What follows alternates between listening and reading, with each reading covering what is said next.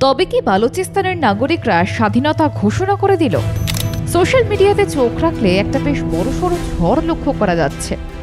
প্রশ্ন উঠছে, এ কি কেবলই গুজব নাকি সত্যি? পাকিস্তান থেকে ভেঙে একটি স্বাধীন রাষ্ট্র হিসেবে জন্ম নিতে আরও কিছু ধাপ কি বাকি রয়েছে বালুচিস্তানের? আজকের প্রতিবেদনে থাকছে তারই বিস্তারিত তথ্য। আলগা হচ্ছে রাশ।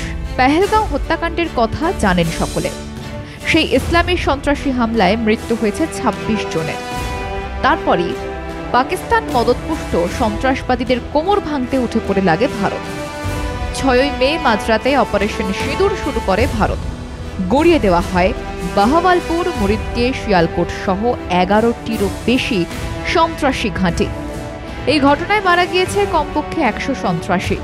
যদিও পাকিস্তানের তরফে দাবি করা হয় ৩১ জনের মৃত্যু হয়েছে, আহত হয়েছে বেশ কয়েকজন। তারা প্রত্যেকেই বেসামরিক নাগরিক।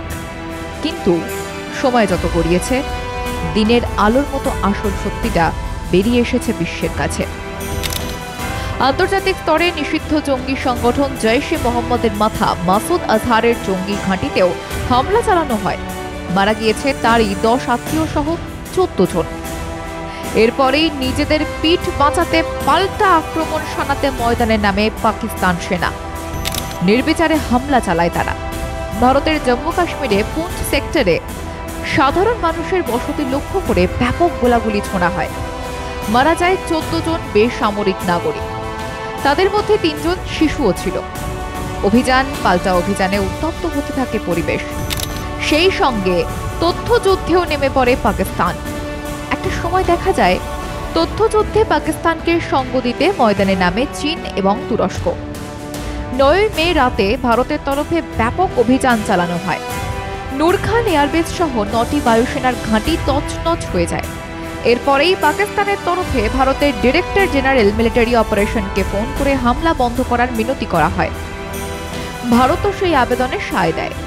কিন্তু দেখা যায় ভারতের পররাষ্ট্র সচিব বিক্রম মিস্ত্রি সাংবাদিক বৈঠকে বিষয়টি জানানোর পরেও পাকিস্তানের তরফে হামলা চালিয়ে প্রমাণ করার চেষ্টা করা হয় তারা অস্ত্রবিরতির জন্য আবেদন করেনি। ৬ই মে রাত থেকে ১০ই মে পর্যন্ত ভারত পাকিস্তানের যুদ্ধ পরিস্থিতি কোন দিকে যাচ্ছে সেদিকে নজর ছিল গোটা বিশ্বের। আর এরই ফাঁকে ৯ই মে নিজেদের স্বাধীন হিসেবে ঘোষণা করে বালুচিস্তান। ফলে এই সময়ে পাকিস্তানের রাশ আলগা হয়ে ওঠে। স্বাধীন বালুচিস্তান। সংবাদ মাধ্যমের রিপোর্ট বলছে, গত কয়েক মাসে পাকিস্তানের বালুচিস্তান, খাইবার পাখতুনখোয়া, সিন্ধ প্রদেশ থেকে রাশ আলগা হতে শুরু করে। পাক সেনা ব্যাপক হারে অভিযান শুরু করে। সাধারণ নিরীহ শিশু, যুবক এবং মহিলাদের তুলে নিয়ে গিয়ে গুম করতে থাকে, এমনকি হত্যাও করতে থাকে। অন্যদিকে গুম হওয়া নাগরিকদের ফেরাতে রাস্তা অবরোধ, ধর্ণা, অনশন সবই করে বালুচ নাগরিকদের একটা বড় অংশ। কিন্তু কর্ণপাত করেনি পাক প্রশাসন। বরং দেশের নাগরিকদের ঐক্যবদ্ধ করতে পাক সেনাপ্রধান আসিম মুনিরের চক্রান্তের নতুন জাল বুনে ফেলে। সন্ত্রাসীদের কাজে লাগিয়ে পেহেলগামের মতো একটি ন্যক্কারজনক ঘটনাকে বাস্তবায়ন করা হয়।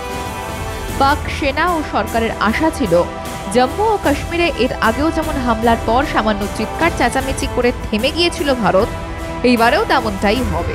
অন্তত সেই হাওয়াকে কাজে লাগিয়ে দেশের অন্তরের পরিস্থিতি ঘোরানো যাবে। কিন্তু বাস্তবে হয়েছে উল্টো। এবার ভারত প্রচণ্ড আগ্রাসী মনোভাব নিয়ে ঘোষণা করে সন্ত্রাসবাদের কোমর ভাঙার। ঘোষণা মতো কাজও করে তারা। আর এরই ফাঁকে বালুচিস্তান লিবারেশন আর্মি ময়দানে নামে। একাধিক জায়গায় অপারেশন শুরু করে তারা। বেঘরে মারা পড়তে থাকে পাক সেনার সদস্যরা।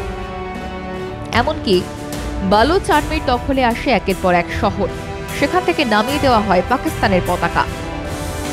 বালুচ লিবারেশন আর্মির এক মুখপাত্র সোশ্যাল মিডিয়ায় গোটা বিশ্বের কাছে দাবি করে ৯ই মে তারা নিজেদের স্বাধীনতা ঘোষণা করেছে।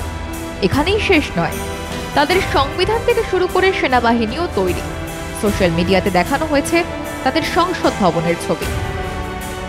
বালুচিস্তানের রাজনৈতিক নেতা থেকে নাগরিকদের তরফে সামাজিক মাধ্যমে দাবি করা হয়েছে পাকিস্তান থেকে তারা এখন মুক্ত। ভারত এবং জাতিসংঘের কাছে আবেদন করা হয়েছে তাদের স্বীকৃতি দেওয়ার জন্য। মাসখানেক আগে বালুচিস্তানের স্বাধীনতাকামী নেতা হাইড বাইড মারি জানিয়েছিলেন দুটো ধাপ পেরোলেই বালুচিস্তান পাকিস্তানের থেকে স্বাধীন হয়ে যাবে।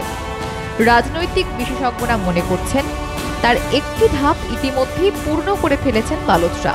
বাকি রয়েছে অন্তিম ধাপ, জাতিসংঘ ও কিছু প্রভাবশালী রাষ্ট্রের স্বীকৃতি।